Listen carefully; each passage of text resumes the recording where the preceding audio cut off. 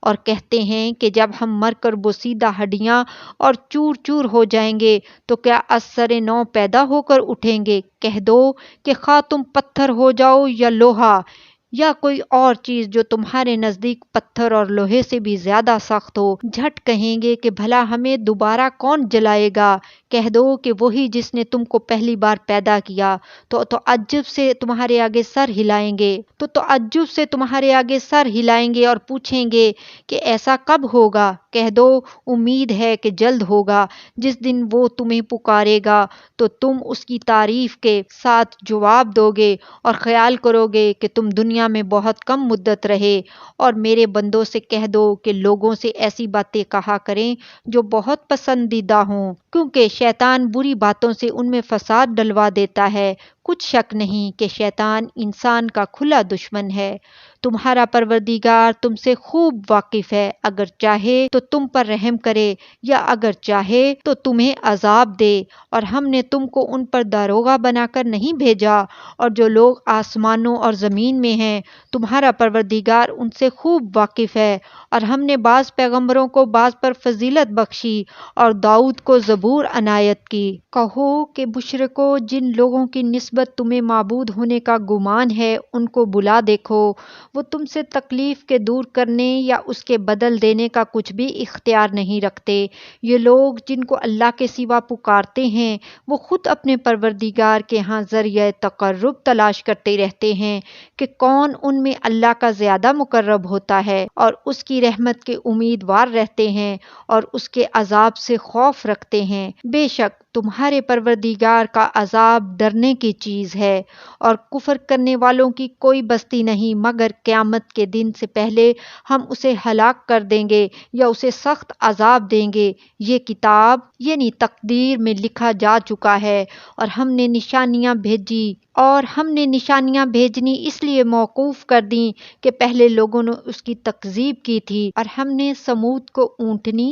نبوت صالح کی کھلی نشانی دی تو انہوں نے اس پر ظلم کیا، اور ہم جو نشانیاں بھیجا کرتے ہیں تو ڈرانے کو۔ اور جب ہم نے تم سے کہا کہ تمہارا پروردگار لوگوں کا احاطہ کیے ہوئے ہے، جو منظر ہم نے تمہیں دکھایا اس کو لوگوں کے لیے آزمائش کیا، اور اسی طرح تھوہر کے درخت کو جس پر قرآن میں لعنت کی گئی، اور ہم انہیں ڈراتے ہیں تو اس سے ان کی سرکشی میں اضافہ ہوتا ہے۔ اور جب ہم نے فرشتوں سے کہا کہ آدم کو سجدہ کرو تو سب نے سجدہ کیا مگر ابلیس نے نہ کیا اور بولا کہ بھلا میں ایسے شخص کو سجدہ کروں جس کو تو نے مٹی سے پیدا کیا ہے، اور ازراہ طنز کہنے لگا کہ دیکھ تو یہی وہ ہے جسے تو نے مجھ پر فضیلت دی ہے، اگر تو مجھ کو قیامت کے دن تک کی مہلت دے تو میں تھوڑے سے شخصوں کے سوا اس کی تمام اولاد کی جڑ کاٹتا رہوں گا۔ اللہ نے فرمایا یہاں سے چلا جا، جو شخص ان میں سے تیری پیروی کرے گا تو تم سب کی جزا جہنم ہے اور وہ پوری سزا ہے، اور ان میں سے جس کو بہکا سکے اپنی آواز سے بہکاتا رہے، اور ان پر اپنے سواروں اور پیادوں کو چڑھا کر لاتا رہے اور ان کے مال اور اولاد میں شریک ہوتا رہے اور ان سے وعدہ کرتا رہے، اور شیطان جو وعدے ان سے کرتا ہے سب دھوکہ ہے۔ جو میرے مخلص بندے ہیں ان پر تیرا کچھ زور نہیں، اور اے پیغمبر تمہارا پروردگار کارساز کافی ہے۔ تمہارا پروردگار وہ ہے جو تمہارے لیے سمندر میں کشتیاں چلاتا ہے تاکہ تم اس کے فضل سے روزی تلاش کرو، بے شک وہ تم پر مہربان ہے۔ اور جب تم کو سمندر میں تکلیف پہنچتی ہے یعنی ڈوبنے کا خوف ہوتا ہے تو جن کو تم پکارا کرتے ہو سب اس پروردگار کے سوا گم ہو جاتے ہیں، پھر جب وہ تم کو ڈوبنے سے بچا کر خشکی کی طرف لے جاتا ہے تو تم منہ پھیر لیتے ہو، اور انسان ہے ہی ناشکرا۔ کیا تم اس سے بے خوف ہو کہ اللہ تمہیں خشکی کی طرف لے جا کر زمین میں دھسا دے یا تم پر سنگ ریزوں کی بھری ہوئی آندھی چلا دے، پھر تم اپنا کوئی نگہبان نہ پاؤ؟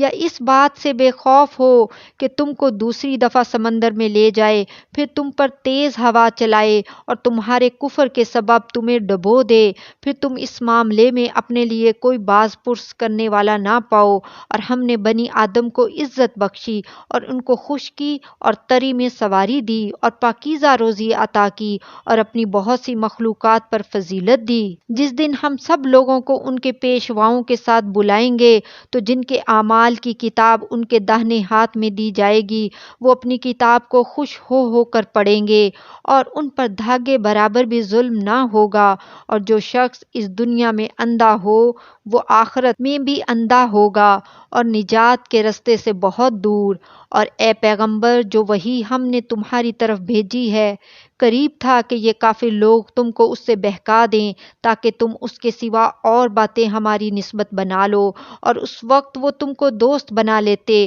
اور اگر ہم تم کو ثابت قدم نہ رہنے دیتے تو تم کسی قدر ان کی طرف مائل ہونے ہی لگے تھے۔ اس وقت ہم تم کو زندگی میں بھی عذاب کا دگنا اور مرنے پر بھی دگنا مزہ چکھاتے، پھر تم ہمارے مقابلے میں کسی کو اپنا مددگار نہ پاتے، اور قریب تھا کہ یہ لوگ تمہیں زمین مکہ سے پھسلا دیں تاکہ تمہیں وہاں سے نکال دیں، اور اس وقت تمہارے بعد یہ بھی نہ رہتے مگر کم۔ جو پیغمبر ہم نے تم سے پہلے بھیجے تھے ان کا اور ان کے بارے میں ہمارا یہی طریق رہا ہے،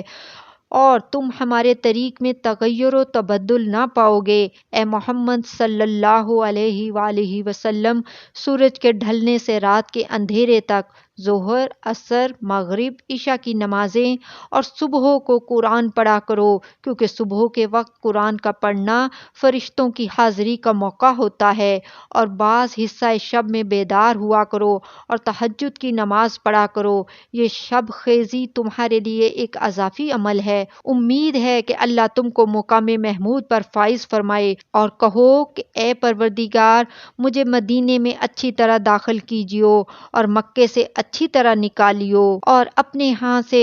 زور و قوت کو میرا مددگار بنائیو، اور کہہ دو کہ حق آ گیا اور باطل نابود ہو گیا، بے شک باطل نابود ہونے والا ہے۔ اور ہم قرآن میں وہ چیز نازل کرتے ہیں جو مومنوں کے لیے شفا اور رحمت ہے، اور ظالموں کے حق میں اس سے نقصان ہی بڑھتا ہے۔ اور جب ہم انسان کو نعمت بخشتے ہیں تو روح گرداں ہو جاتا ہے اور پہلو پھیر لیتا ہے، اور جب اسے سختی پہنچتی ہے تو نا امید ہو جاتا ہے۔ کہہ دو کہ ہر شخص اپنے طریق کے مطابق عمل کرتا ہے، سو تمہارا پروردگار اس شخص سے خوب واقف ہے جو سب سے زیادہ سیدھے رستے پر ہے۔ اور تم سے روح کے بارے میں سوال کرتے ہیں، کہہ دو کہ وہ میرے پروردگار کا ایک حکم ہے، اور تم لوگوں کو بہت ہی کم علم دیا گیا ہے۔ اور اگر ہم چاہیں تو جو کتاب ہم تمہاری طرف بھیجتے ہیں اسے دلوں سے محو کر دیں، پھر تم اس کے لیے ہمارے مقابلے میں کسی کو مددگار نہ پاؤ،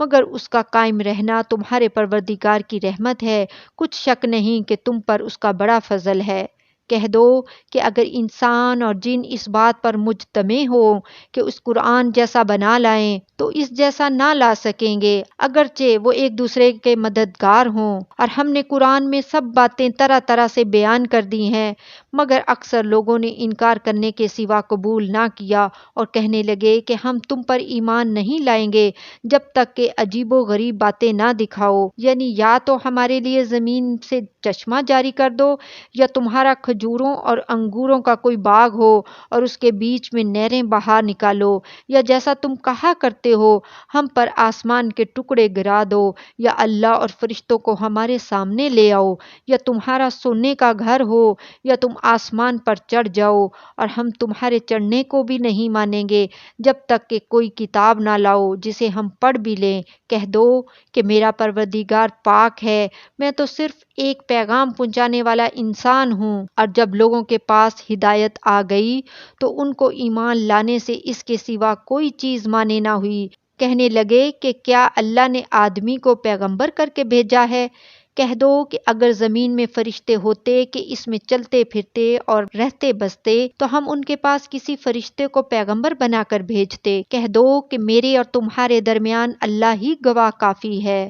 وہی اپنے بندوں سے خبردار ہے اور ان کو دیکھنے والا ہے۔ اور جس شخص کو اللہ ہدایت دے وہی ہدایت یاب ہے، اور جن کو گمراہ رہنے دے تو تم اللہ کے سوا ان کے رفیق نہیں پاؤ گے، اور ہم ان کو قیامت کے دن اوندے منہ، اندھے، گونگے اور بہرے بنا کر اٹھائیں گے، اور ان کا ٹھکانہ دوزخ ہے۔ جب اس کی آگ بجھنے کو ہوگی تو ہم ان کو عذاب دینے کے لیے اسے اور بھڑکا دیں گے